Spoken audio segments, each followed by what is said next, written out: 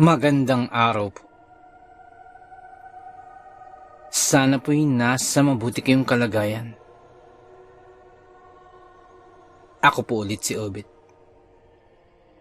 At eto na po, ang pagpapatuloy ng kwento ng Ang Pangarap Kong Panabong. 29 na tagpo. Pakinggan natin. Bigla akong napamulagat nang mahagip yun ng aking paningin. Si Magnong Kaliskis. At biglang nangalisag ang aking mga balahibo. Agad yung pumukaw ng aking atensyon. Kungket agad ko yung binalikan ng tingin. Subalit, hindi ko na siya matagpuan pa. Kanina lamang ay naririto siya, nakahalo sa mga tao, at iniligid ko pa ang aking paningin. At parang natabunan na ng alon ng mga tao si Magnong Kaliskis, kung kaya't hindi ko na siya matagpuan pa. Nang biglang mabasag ang aking iniisip, nang may tumapik sa akin. Estong! Ang galing! Ang galing! Sigaw pa nila Aping. At saka muling nabalik ang aking iniisip dito sa tupada. O bakit?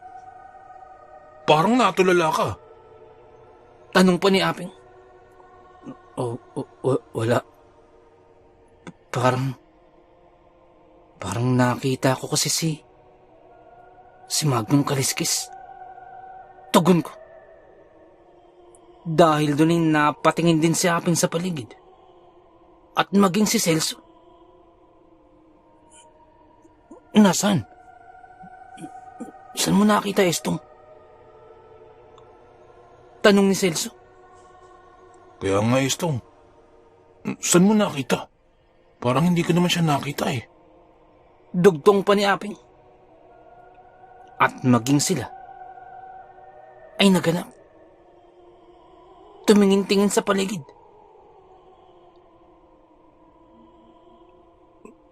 Ano bang kulay ng suot niya? Tanong pa ni Aping.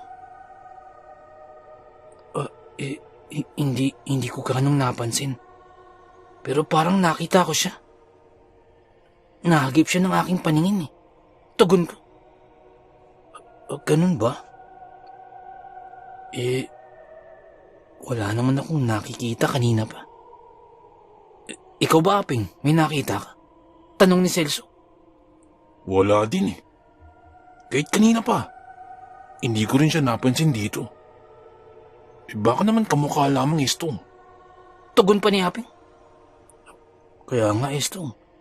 Baka kamukha lang. Dagdag pa ni Celso. Baka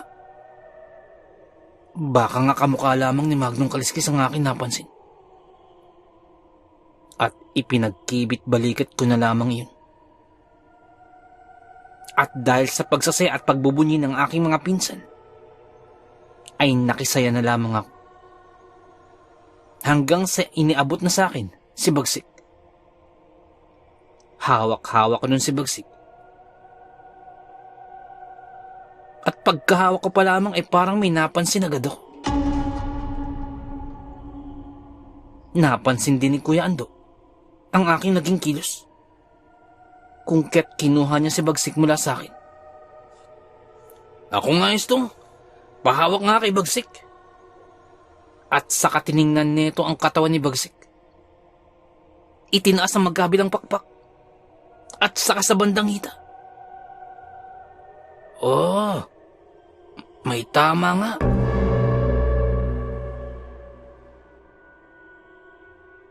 Pero maliit lang naman. Mababaw lang to. Kampanting sagot ni Kuya Ando. Pagkadinig ko nun ay ako ang nabahala. Patingin nga ako, Kuya Ando. Sambit naman ni na Aping. Meron nga. Pero mukhang mababaw nga lang. Tama si Kuya Ando. Parang nadapisan lang.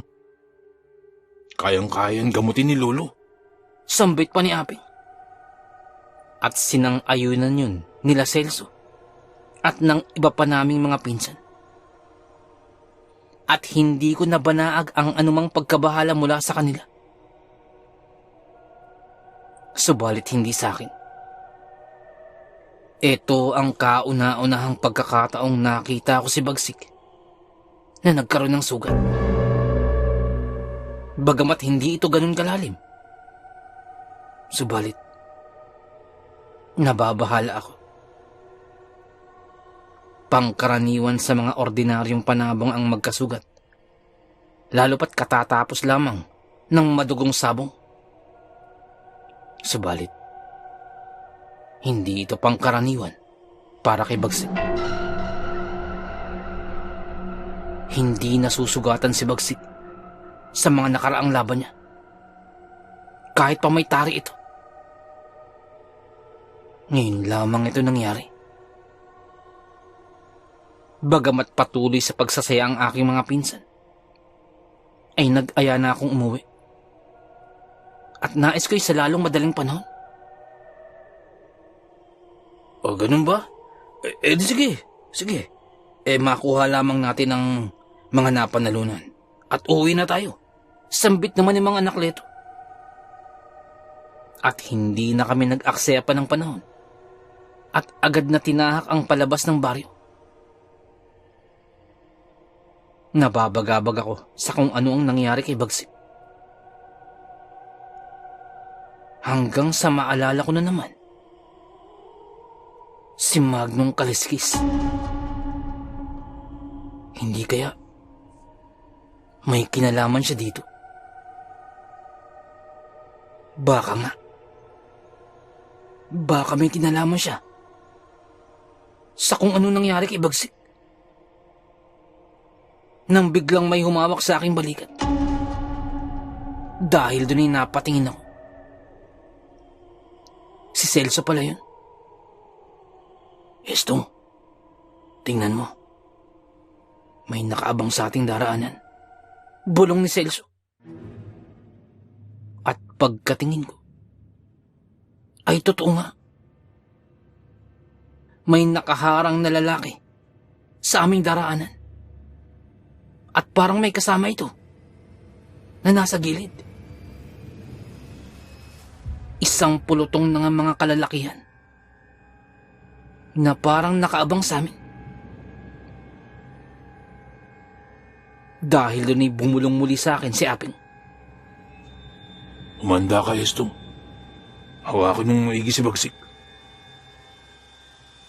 Ang mga lalaking yan ang kanina pang nangangantsaw sa atin. Doon sa may tubada. Pinagtatawanan niya si Bagsik. Bulong pa ni Aping. At paunti-unti ay naalarma ang mga pinsan ko. Marami-rami ang mga kalalakihan. At sa tingin ko ay hindi bababa sa 10 katao. Ang iba kong mga pinsan ay naghahanda na. Maging si Kuya Ando ay tila gumigiri-giri na rin. Sinamang anak Leto at Mang Laro na bagamat mas may edad sa amin, ay hindi din papatinag. Sumigi lamang kayo. Hindi naman kayo aatrasan. Bulong pa ni Mang anak Leto. At sa mga sinabi ni na Aping, dun ko lamang din napagtanto na sila nga. Sila ang nagtatawa sa amin sa baryong yun. Pero hindi ko yun alintana. Ang nasa isip ko lamang ng mga sandaling yun ay makauwi at mapatingnan si Bagsik kay Lolo. Nang ilang sandali pa'y tuluyan ng humarang sa gitna ng aming daraanan ng isang lalaki. Nakatitig ng masama sa amin. At doon ko siya namukaan Siya ang pinakamalakas humalakha kanina habang kinakantsawan si Bagsik. Hindi ko din maintindihan pero nakaramdam na rin ako ng pagkainis sapagkat nais ko nang makauwi agad. Inihahanda ko ng ikoy yung mga aking kamao. Nang biglang hinawi ni Kuya Ando ang mga pinsan ko at nilapitan ng lalaking nakaharang. Aambahan niyang sasapakin ng lalaki. Nang biglang nagsalita ang lalaki. Oh, pare wag. Hindi kami naparito upang makipagbasag ulo. Bigla na itong sambit. Dahil doon ay napatigil si Kuya Ando. Mabuti at napigilan niya ang kanyang sarili. Pare, naririto kami upang humingi sana ng dispensa. Inapagtawanan namin kayo kanina. Pasensya na. Sambit pa ng lalaki. At sinang-ayunan ito ng mga kasama nito. Na bahagyang nayuyuko at nangingiti pa ang iba. Oo pare. Pasensya na. Huwag mo sanang masamain. Ganyan lang talaga ang tabas ng mukha niyan. At ang kanyang asta. Pero maayos naman yan. At mabait yan. Sambit pa ng iba niyang kasamaan. Nagsalita muli ang lalaking nakaharang. Napakahusay pala ng iyong manok. Hindi namin inaakalang ganyan yan kahusay. Sambit niya. Ang inaakala naming magaganap na away ay buti na lamang ay hindi natuloy. Dahil doon ay nagsalita naman si Kuya Ando. Ano bang dahilan bakit hinaharang niyo ang aming daraanan? Bakit nandiyan kayo? Tanong pa ni Kuya Ando. Kasi pare, ganito yun eh. Naghahanap kami ng mahusay na panabong. Nakita ko ang panabong ninyo. Baka gusto nyong magtungo sa isang sabungan. Diyan, sa may bandang labas ng ating probinsya. Sambit ng lalaki. Tama. Yun ang aming pakay. At malakasan ng tayaan dun. Sambit pa ng mga kasama nito. Oo, mas malakas pa ang tayaan kumpara sa tubada kanina. Sambit pa ng isa. At maya-maya pa'y nagpakilala ang lalaki. Pare, ako nga pala si Rolly. Rolly ang ngalan ko. Pasensya na't nabigla ako kayo Rolly. Sambit na itong paulit-ulit. Dahil doon ay nagkatinginan kaming magpipinsan. At doon nga ay naimbitahan kami sa isang sabungan. Nagpatuloy pa sa pagsasalita si Rolly. Kung nais ninyo, sa darating na linggo, itong linggong paparating, magtungo kayo para kayo mismo ang makakita. Para makita nyo kung gaano kalalakas ang tayaan doon. At isa pa, iniimbitahan ko kayo sapagkat para meron kaming matatayaan. Sambit pa ni Rolly. Kaagad na engganyo ang mga pinsan ko. Lalo na sina Mang Anakleto at Mang Lauro.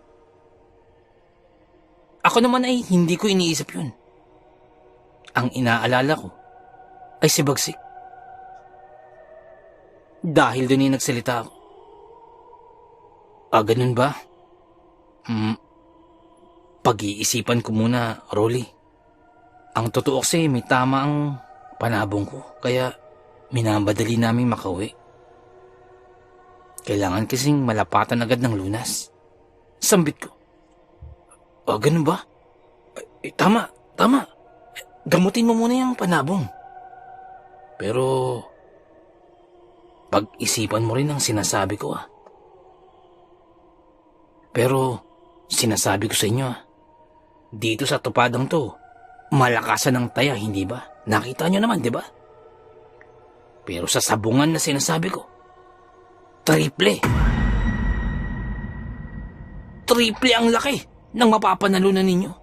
Dagdag pa ni Rolly. Pagkadinig ay tila ng laki ang mga mata nila, Aping. Talagang nainganyo. Ngunit dahil nais ko na talagang makauwi, ay nagpaalam na ako.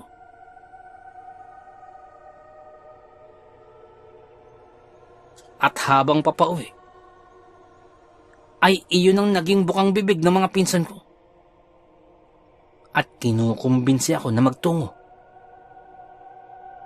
Habang papauwi kami ng araw na yun. Ako naman ay hindi ko masyadong iniisip yun. Pagkadating sa amin, ay agad kong pinatingnan kay Lolo si Bagsik. Pagkahawak ni Lolo, ay agad niyang tiningnan ang buong katawan ni Bagsik. Areo, meron nga. Meron. Sambit ni Lolo sabay tingin sa akin. Sabi ko sa inyo, Loy, meron talagang tama eh. Hindi naman dati ganyan si Bagsik, hindi ba? Sambit ko.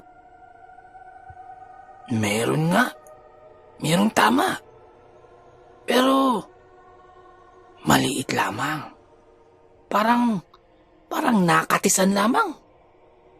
Parang nasagi lamang ang iyong panabong. Mababaw lamang ito. Sambit pa ni Lolo. Sigurado ho ba kayo dyan, Lo? Tanong ko pa. Oo, Estong. Sigurado ako. Pero, sandali lang yan. Ang maigi mong gawin obserbahan mo si Bagsik. At kung hindi naman nagbago ang tayo niyan, ay wala kang dapat ikabahala. Sambit pa ni Lolo. At ganun nga ang aking ginawa. Inobserbahan ko si Bagsik hanggang sa mga sumunod na araw. At wala akong nakikitang pagbabago mula sa kanya. Sa tuwi-tuwi na, ay tinitingnan ko ang kanyang sugat sa may bandang hita. Pero hindi naman nagbabago ang kanyang lakad. At parang wala din naman itong epekto. Parang walang nangyari. Kung kaya't naging kampante ako sa mga sinabi ni Lolo. Makalipas ang ilang araw, ay may dumating sa aming bahay. Estong! Estong! Ako to! Ako! Si Rolly! Ako. Yung sa nakaraang topada, naalala mo ba? Bungad sa akin ng lalaki. Pagkatingin ko'y tama. Si Rolly nga. At may mga kasama siya. At kasama rin si Aping. Estong! Estong! Naririto si Rolly. Yung humarang sa atin nung nakaraan. Dagdag pa ni Aping. Nagpasama kasi sa akin. Nakita ko siya kanina sa may tindahan. Nagtatanong-tanong. At ikaw ang hinahanap. Dagdag pa ni Aping. Oo, tama ang sabi ng pinsan mo. Naparito talaga kami, Estong, upang itanong kung nakapagpasya ka na ba. Sinasabi ko sa iyo, Estong, napakalaki ng magaganap na tayaan. At may pupuntang mga taga-Maynila. Tsako, maghahanap yun ng mga malalakas na makakalaban. Lalo na sa tayaan. Kaya talagang hinahanap kita. Sambit pa ni Rolly.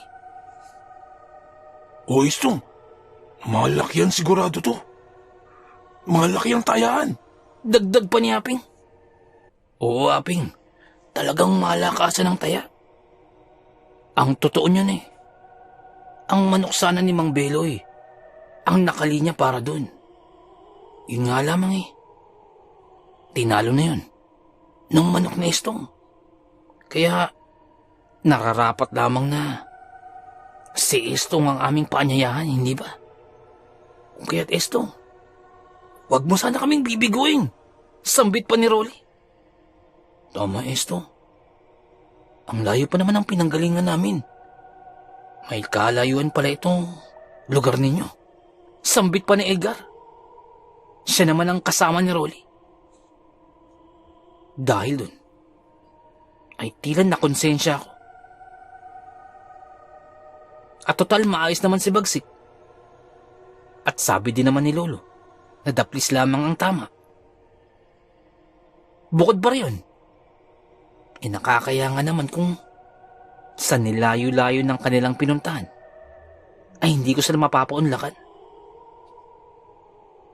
Kung kaya't napapayag ako. Maayos! Napakagandang balita niya, Nestong. Matutuwa ang tropa. May magiging pambato na kami sa sabungan na yun. Sambit pa ni Rolly. At hindi din nagtagal, ay nagpaalam na rin sila. Lahat kaming magpipinsan ay wala pang nakakarating sa sabungan na yun. At ni sa hinagap, ay hindi ko rin naman naisip na aalis ako ng lugar namin at dadayo sa ibang lugar para lamang sa sabong. At sa pagkakakwento ni Rolly kanina, ay sa labas na yun ng aming probinsya. Ang mga pinsan ko ay hindi na makapagantay na sumapit ang linggo. Atat na atat ng magsabong. Ganon din si Kuya Ando. Nagpasabi na rin si Mang Lauro na siya isasama din. Ako naman ay parang wala lang naman sa akin. Hindi naman ako nababagabag. At hindi rin naman ako masyadong nasasabik sa sabong. Pero parang ginawa ko yung dala lamang ng kahiyaan na. Bukod pa rin, iniobserbahan ko pa rin si Bagsik. At sa paglipas ng mga araw ay wala naman akong nakikitang pagbabago sa kanyang paglakad. At hindi naman siya apektado o kahit man lamang pagbabago sa kanyang paglakad o pagtakbo. Maayos ang tindig. Maayos ang lakad. At ang sugat niya ay hindi naman na lumaki. Pero naroroon pa rin. Hanggang sa lumipas pa ang mga araw. At isang araw na lamang at kinabukasan na ay dadayo na kami ng sabong. Muli ay tiningnan ko si Bagsik.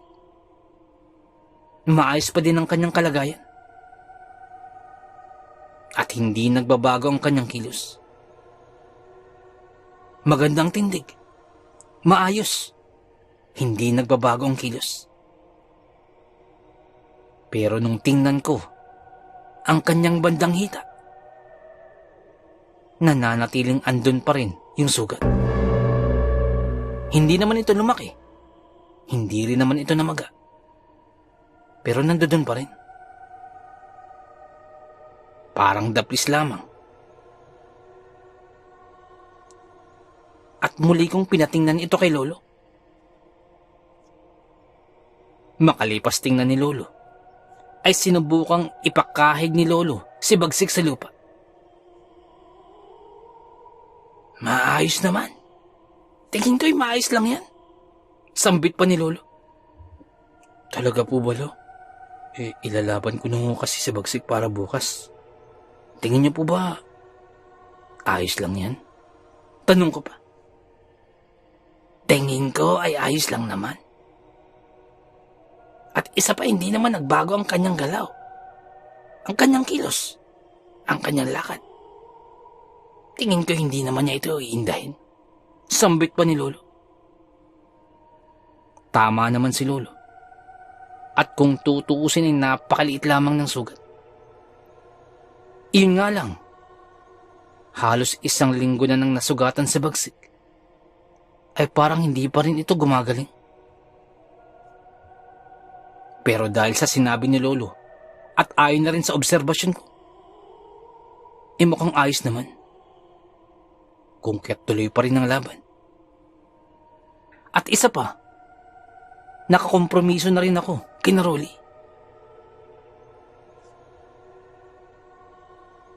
Kinagabihan ay parang hirap akong makatulog. Dala marahil ito sa magiging sabong bukas. Kauna-unahan kong pagkakataong lalahok sa ganito. Hanggang sa di ko namalayan na nakatulog na rin pala ako. Nang bigla akong magising ng 10 oras ng gabi. Napanaginipan ko si Magnong Kaliskis. Para siyang may sinasabi. Ngunit hindi ko nauunawaan. Hindi ko maintindihan ang panaginip na yun. Kung anong ibig sabihin. Subalit bigla akong nagising. Hanggang sa hindi na ako nakatulog pa. Agad kong naalala si Bagsit. At dahil baka mangyari na naman ang nangyari dati, ay agad ko siyang tiningnan sa kanyang kulungan. Naroon naman si Bagsit. At maayos naman. Marahil ay panaginip lamang talaga ang nangyari. Kung kaya't pilit ko na lamang yung binaliwala. Dumating na ang linggo ng umaga. Patirik pa lamang ang araw, ay may nakita akong dumating na sasakyan sa harap ng aming bakuran. Hindi ko yun inaasahan sapagkat bibihirang may pumuntang sasakyan sa aming lugar. Magandang umaga ho, Chong. Si Estong ho, gising na ho ba? Boses pa lamang ay alam kong kay Apeng yun nagmumula. Agad-agad ay bumaba na ako ng bahay. Pagkakita ko naroon na nga ang mga pinsan ko. Nangunguna si Apeng, si Celso at si Delpin. Kasama na nila si Rolly. At mukhang kay Rolly galing ang sasakyan. At ilang sandali pa'y bumaba na rin si Kuya Ando. Nasasama rin. At kasunod lamang nun, ay dumating na din si Mang Lauro, nasasama rin. Mukhang hindi naman makakasama si Mang Anakleto. At mukhang may lakad dito. Kung kaya't lumarga na kami. Habang nakasakay sa sasakyan, ay walang humpay ang kwentuhan ng mga pinsan ko. Masaya ang kanilang pakiramdam. Maliban lamang sa akin. At hindi ko alam kung bakit. Matagal-tagal na rin kaming bumabiyahe. Hanggang sa nagsabi na si Rolly, Estong, malapit na tayo. Hanggang sa natanaw na namin ang isang malaking lugar na parang may malaking buluwagan. Ito na. Dito na tayo, Estong.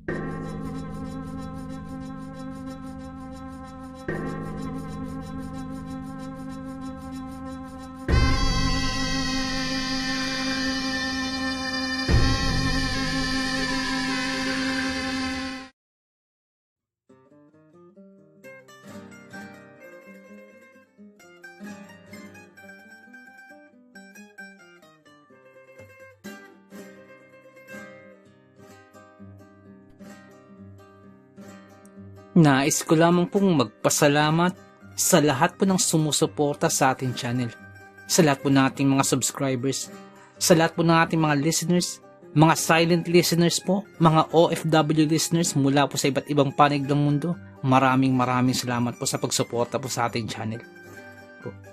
At kung hindi po kalabisan, baka pwede pong please don't skip ads po. Napakalaking bagay po sa atin, napakalaking tulong po sa ating channel. At paki-like na rin po ang ating mga videos para po dagdag po sa algorithm po sa ating channel para lalo po nating mapalaganap ang ating channel. Nais ko lamang pong i-shout out ng happy birthday po kay Luis on September 30. More birthdays to come, more blessings and good health. Shout out po sa inyo. Ang pagbati pong ito ay mula po kay Ma'am Annie Apruebo. Shout out po sa inyo. Maraming salamat po. Shout out din po sa mga kaibigan po ni Boss Benji na sila Rudy the Boy Valera and family, Ritz Consulta and family, Sir Christian Vergara and family, kay Kaeman Cueto and Ariel Cueto and family, Rodelio Jelay Maglinaw and family, Ted Williams Amutan and family, Fascio Hernandez and family, at sa Dangkalan family, sa Three Angels ni Boss Benji na sina Eliza Bryce, Aliyah Briel, Olivia Noreen Elise, at kay Ma'am Maylin Dangkalan, asawa po ni Boss Benji. Shoutout po sa inyo. Maraming salamat po. Nais ko lamang pong i-shoutout si Boss Jing Fuenzalida, isa po sa ating mga silent listeners. Maraming salamat po, boss, sa pakikinig. Shoutout po sa inyo. Nais ko lamang pong i-shoutout si Boss Ariel Del Mundo. Boss, shoutout po. Kay Boss Fremogi De Vida, shoutout po. Maraming salamat po sa pakikinig. Kay Boss Hads dyan po sa may Saudi, shoutout po sa inyo, boss. Ingat kayo dyan palagi. Shoutout po sa Villaruel family dyan po sa may San Jose del Monte, Bulacan. Shoutout po sa inyo. Maraming salamat po sa pakikinig. From Boss Rene Villaruel, boss, shoutout po. Shoutout din po sa Pan de Pain Bake Shop at Trento, Agusan del Sur. Ang shoutout pong ito ay mula po kay Boss Robin Salvador, boss, shoutout po. Kay Boss Marlon Bagonbon, boss, shoutout po. Kay Boss Roel Muwalya, boss, shoutout po. At kay Mr. Anton Nakan at kay Mr. Norbayan Gumilong, shoutout po sa inyo. From Boss Gino din, shoutout po sa inyo.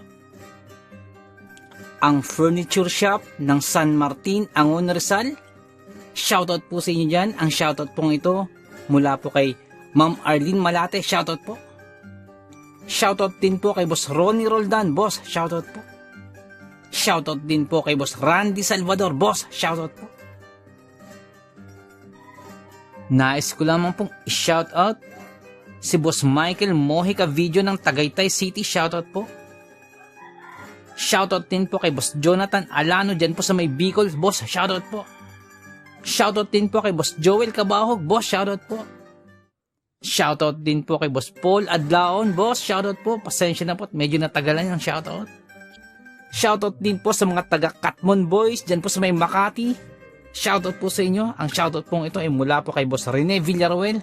Shoutout po. Shoutout din po kay Jepoy, kay Jessa, at kay Fritz. Ang shoutout pong ito ay mula po kay Ma'am Annabel Apruebo. Shoutout po sa inyo. Shoutout din po kay Boss Bulag na Anghel, boss. Shoutout po. Maraming salamat po. Si Boss Jimmy Kua, shoutout po sa inyo. Maraming salamat po sa pakikinig. At shoutout din po sa may Samahang Maralita, sa mga tagapakinig po dyan. Maraming salamat po. Shoutout din po kay Boss Jesse Manresa at sa misis po ni Boss Jesse.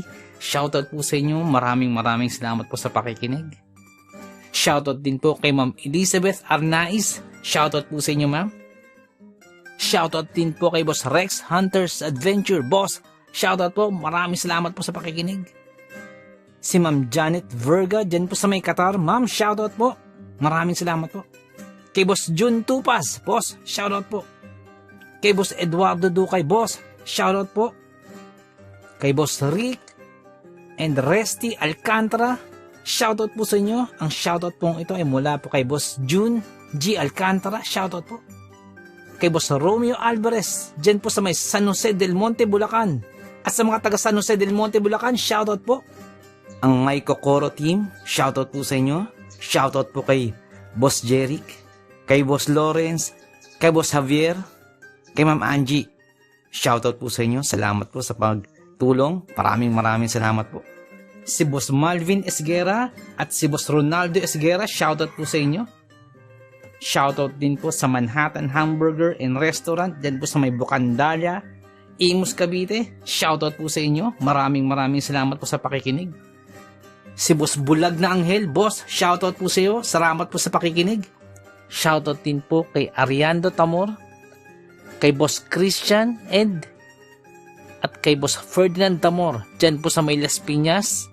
Shoutout po sa inyo. Ang shoutout po ito ay mula po kay Boss Chris. Shoutout po. Shoutout din po sa King Solomon Game Farm, dyan po sa may Tawid, Maasin City, Southern Leyte. Shoutout po sa inyo. Shoutout din po kay Ma'am Rosie de Mesa. Ma'am, shoutout po. Shoutout din po kay Ma'am Julie Roel, kay Ma'am Raquel Punsalang, Ma'am Melania Roel. Shoutout po sa inyo. Sa family niyo po, shoutout po. Tapos Loreto Ihaan Jr., shoutout po. Sir Ron Pilapid, dyan po sa Kentucky, shoutout sa inyo. Tapos Liay Estoque, shoutout. Tapos Edison Velasco, shoutout. Boss Rodney TV, may time po kayo, bisita na po channel po ni Boss Rodney TV. Vlogs niya po sa mountain bike. Shoutout din po kay Boss Red Rosal. Nag-livestream po si Boss Red every Wednesdays, Fridays, and Sundays. May time po kayo, bisita na po sa channel niya. Boss Lady B, 73 dyan po sa Texas, shoutout po.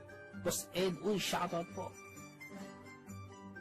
Boss Dimples Yumi, boss, shoutout sa iyo, boss. Ma'am Liza Arcega, shoutout po.